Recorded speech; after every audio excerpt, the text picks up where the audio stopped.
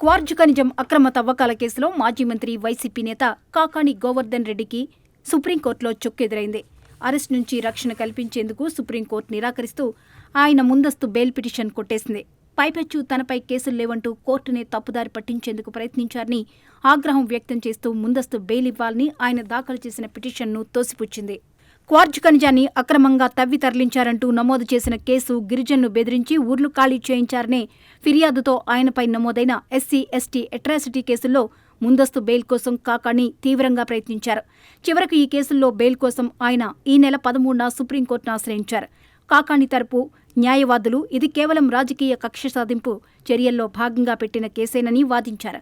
అయితే తనపై గతంలో ఎటువంటి నేరారోపణలు లేవని, అటువంటి కేసులేమీ తనపై నమోదు కాలేదని కాకాణి కోర్టును తప్పుదారి పట్టించేలా పిటిషన్లో పేర్కొన్నారని ఏపీ ప్రభుత్వం తరపు న్యాయవాది ధర్మాసనం దృష్టికి తీసుకువెళ్లారు.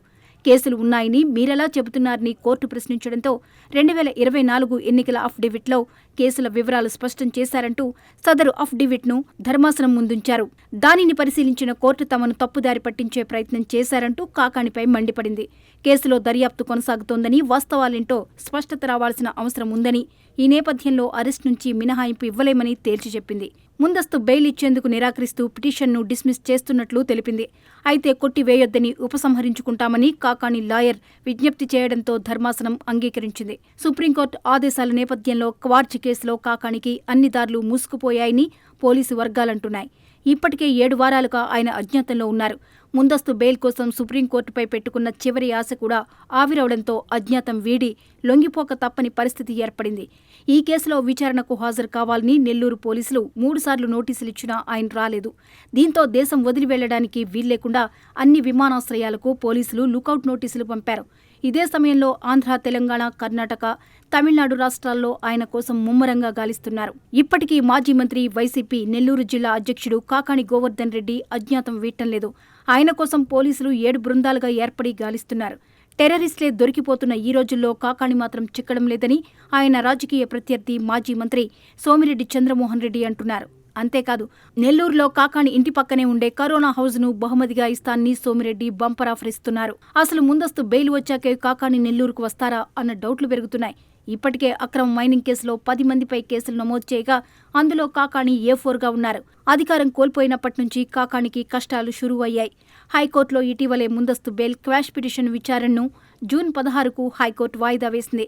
మరోవైపు కాకాణి అజ్ఞాతం పోలీసులకు సవాల్గా మారింది. పోలీసుల్లోనే కొందరు స్వామి భక్తి చాటుకుంటున్నారా అన్న డౌట్లు కూడా కూటమి నేతల్లో వ్యక్తమవుతున్నాయి. ప్రస్తుతం కాకాణి శ్రీలంకలో ఉన్నట్లు ప్రచారం జరుగుతోంది.